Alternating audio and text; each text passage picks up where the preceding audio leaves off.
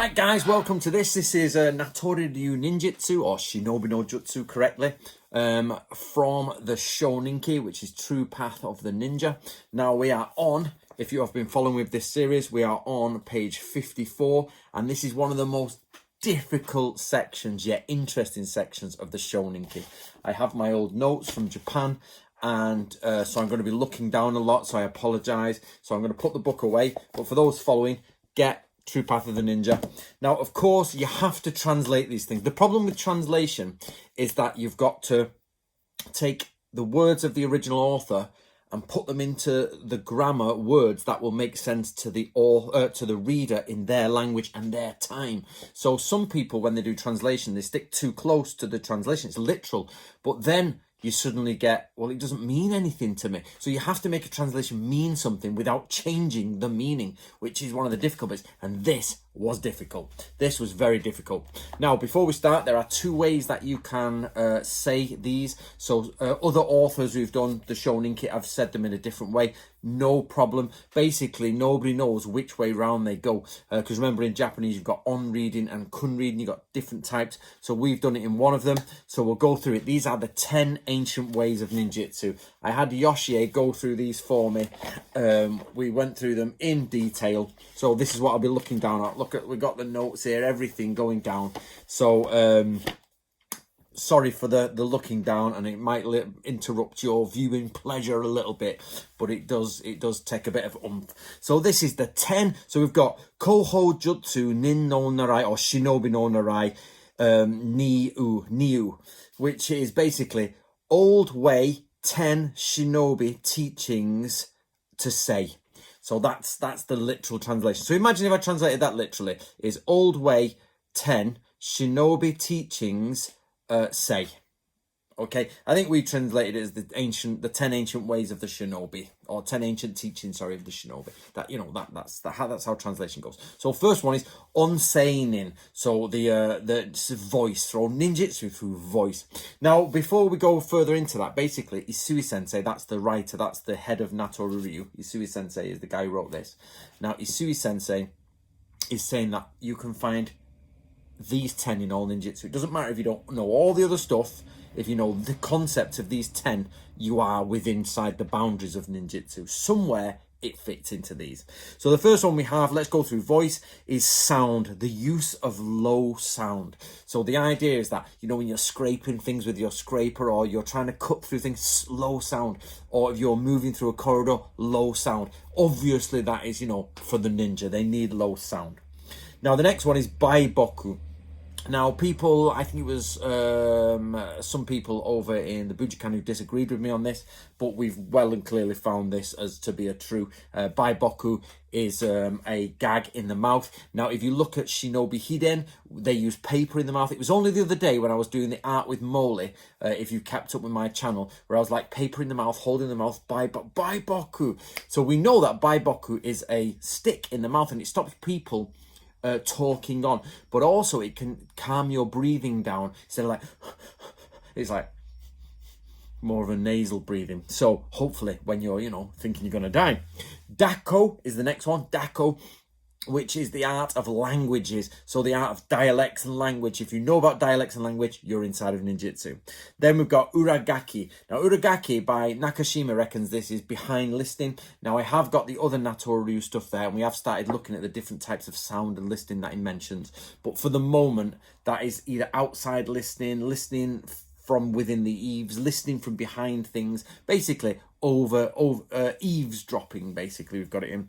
And then ongaku, music. So music, now people can communicate through music. You can pretend to be someone playing music. You can go out there and infiltrate other people through music. And of course, like I said, you can pass messages through music.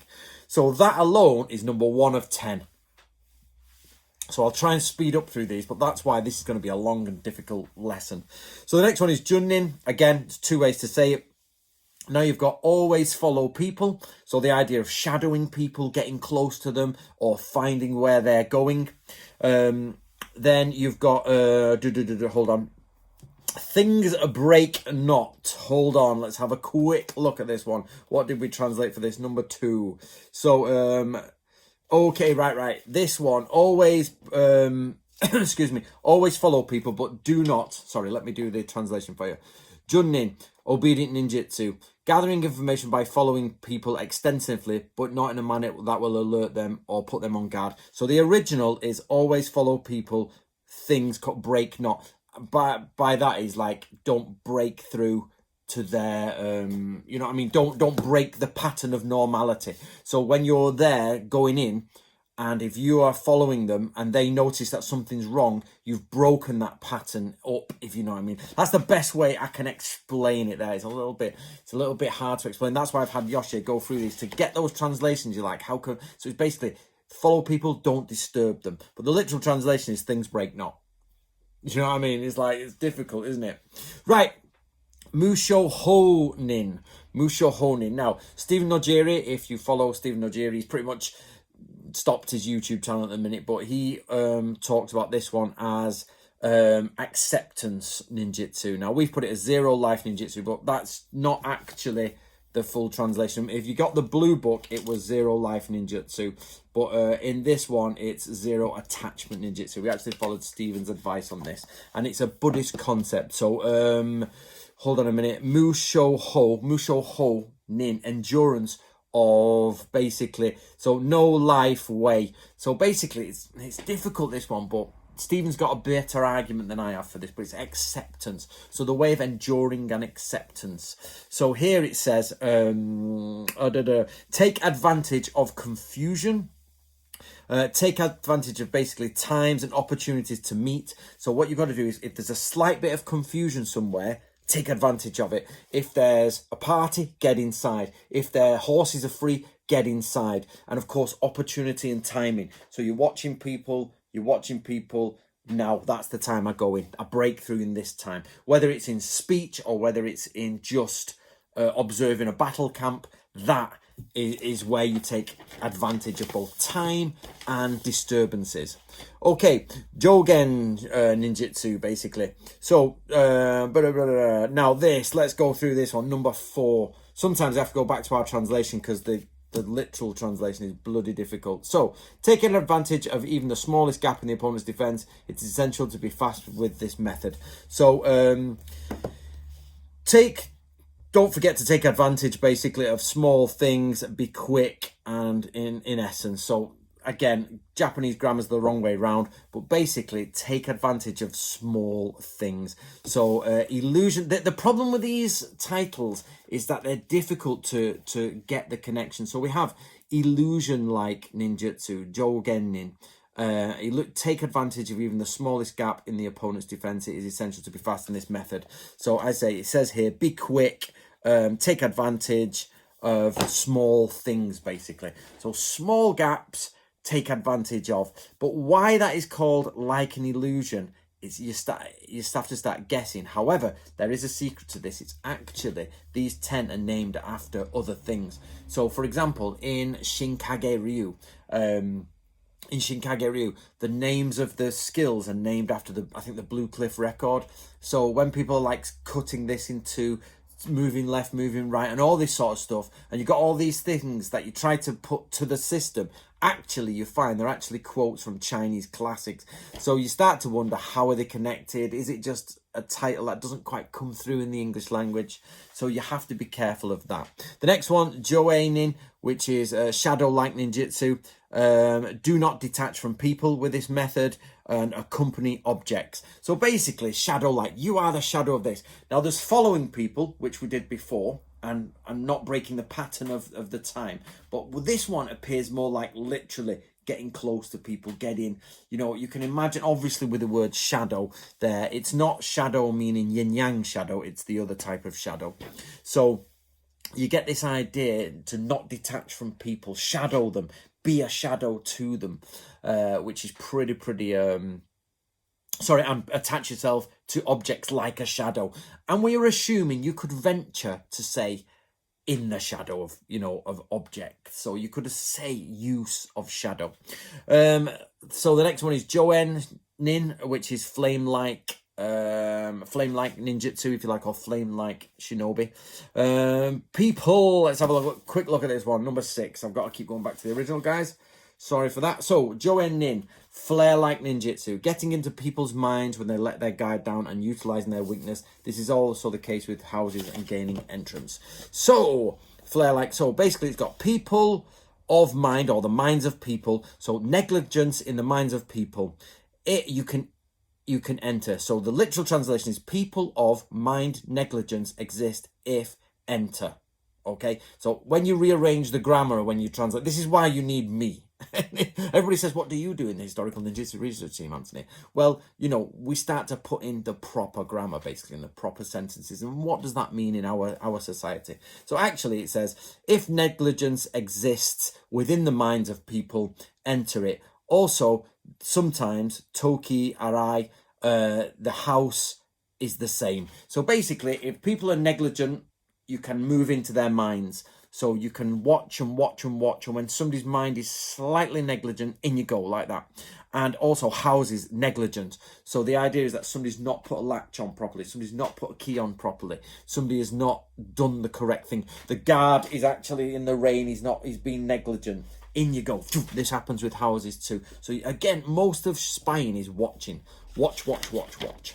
Right. Let's go to the last page, which is 7, 8, 9, and 10. So we've got Jomunin. Again, there's different ways to say this. So, but this is where the notes get crazy complicated. So number 7, let's have it. Jomunin, dreamlike ninjutsu. You can deceive people at night with this style. So it says here, people deceive night things. Basically, deceive people at night. It is, So basically, it's better to deceive people at night.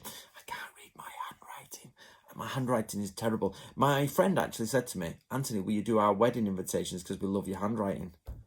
My handwriting is atrocious, but I can actually do it quite well if I concentrate. But trying to read my own notes or something. Now, this was actually done in a cafe in Japan. It was amazing. We had the old scroll out. I'd printed this out, and Yoshie is doing it all.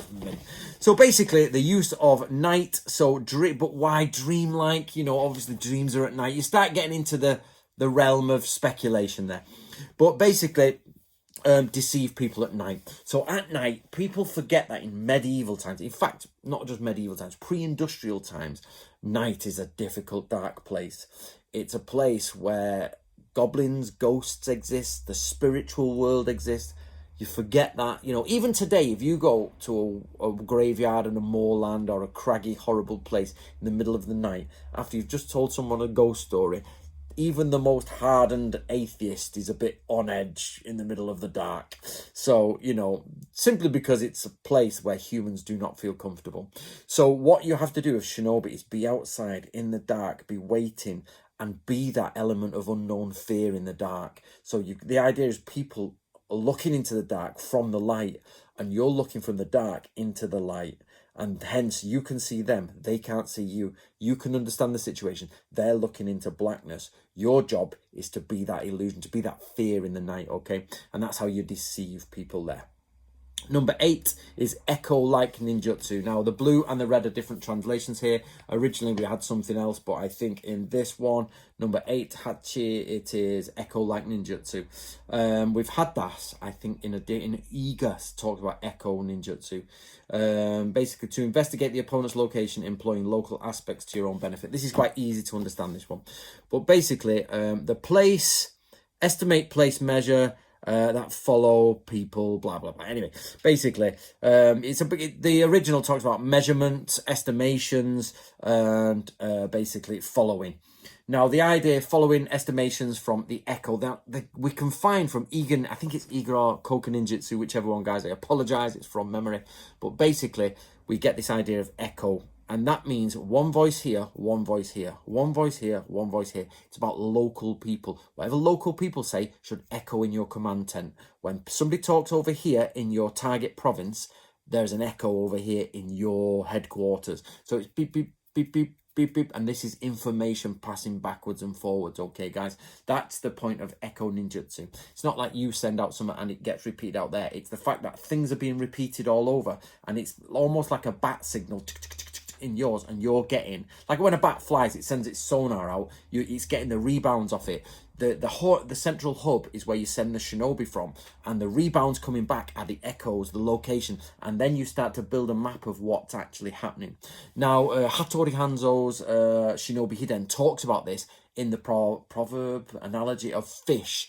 Now, fish, he says, a shinobi should watch a pond, and when somebody breaks the water, the fish breaks the water, you can see the ripples. That is information you're looking for. And when many fish are breaking, you can start to see where the fish are. And the point of spying is the same. You're watching society as a whole, and when it starts, you can start mapping the problems. Now, those bubbles are bits that stand out. So when something stands out as a strange, then that's what you should be doing it for. The same here. Echoes within there stands out. Okay, number 9, Joge. So transformation like Shinobi no Jutsu. Now this is where it starts getting a bit esoteric and weird and strange. So disguise or mutation ninjutsu. Deceiving people, you can read their thoughts by pretending to be a run-of-the-mill person, putting them off their guard by disguising your appearance and gaining information from their trust. So let's go through that. There's quite a lot here in the old notes. So basically, deceive people at normal times, use perceive people's minds in normal times. Again, let me just give it you. It's difficult to do this because I've got to do it in reverse grammar. So people deceive, normal times, use people's minds, perceive, yourself, form, make. That's what the original says, okay, in non-translation translation. So again, it basically, to deceive people, use normal ways to get into people's minds, basically, use disguises. So this is the old idea of ninjas using disguises, yeah? So you're a run-of-the-mill person, which means, like, again, Shinobi, he then talks about this, if you're going to go do fishing, be a fisherman. If you're going to go near, if that's near your water. If you're going to be near a forest, be a lumberjack. If you're going to be near an army, be a lower-level soldier. Deceive people by mutating into other people. Remember, you're a samurai with your own identity and your own very prestigious, and name means everything, prestigious identity with name at the top. Yeah, that's absolutely your goal. And a samurai has to say, right, well, I'm going to remove my own identity, I'm going to take it away and absorb myself into someone else, so that when I travel, I am that other person, and I keep a 2-layered mind effect, so that when I get back, I can just regurgitate it all back out and tell everybody what I need to tell them. But of course, you've got to run this other mind. You can't be yourself. In fact, we know that Natoryu, it says that samurai will sometimes dress themselves as outcasts or lower level people. Really bad for a samurai to do. Hence why they hate shinobi no jutsu, because they have to pretend to be someone they're not. Outcast, the worst of the worst, the lowest of the low. There's terms in Japan called eta and hinin, and it's almost as bad as saying the N-word, not ninja, the other N-word in ninja, please. The other N-word in our world is like that in Japan, and sometimes you have to put yourself in the position where, imagine a rich sort of black man, 1700s, rich, powerful, independent, totally free. He's got his freedom. He isn't a slave. He's come over. He's a trader. Imagine he was sent as a spy. He then has to semi-enslave himself, go into another person's house who's lower level than him in money and social status, and then try and get the information and come back out and go. And that's the same as what you'd have. I'm trying to put that to a modern audience with all the Black Lives Matter and stuff at the minute. For people who are on about being a samurai, then putting yourself in a position of servitude when you're the master, and then disheveling your hair and speaking in a way that you would never normally speak, eating in a way you would never normally eat, and then maintaining that for a long time, and then actually being observed by Metsuke, the observers, or Yokome, the actual hidden observers, and make sure none of you are out of touch. So that's where it's at. When something is wrong, and that servant, you're in Japan, and that servant says something, he shouldn't really be saying. It's too educated for him. It's a reaction that's too educated. He knows too much that what they shouldn't know, or which chopsticks to touch where and how to do it. It's like, that's strange. That looks like he's been brought up, with the correct, upbringing. That doesn't match his story. Grip him.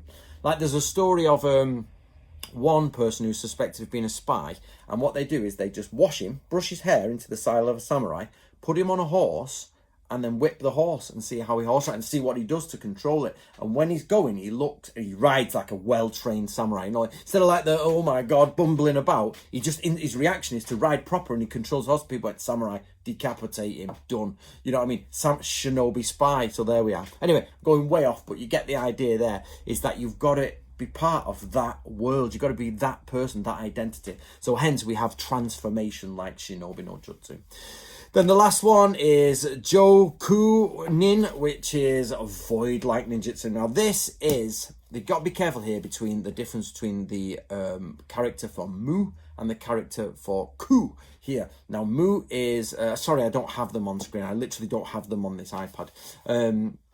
Mu is actually means nothingness, i.e. potential. It's a very difficult one, this, but Mu is actually not nothingness. It's the ability for something to become something later on. For an example, an apple is Mu. So when you have an apple tree, if you break open, so if you look at Shinkage Ryu, it talks about Shinmyoken, the mysterious heart sword, if you like, or the mysterious sword. And they say that this is about reading what's in somebody's mind. And the way to read those thoughts is like an apple tree. If you split an apple tree in half, there are no apples there. So if you look at the trunk of an apple tree and you were not from this planet, you'd say, oh, it must have lots of apples inside, like a woman has eggs, and they pop out. No, when you split an apple tree open, Shinkage Ryu says, there's no apples. Crazy motherfucking world, innit?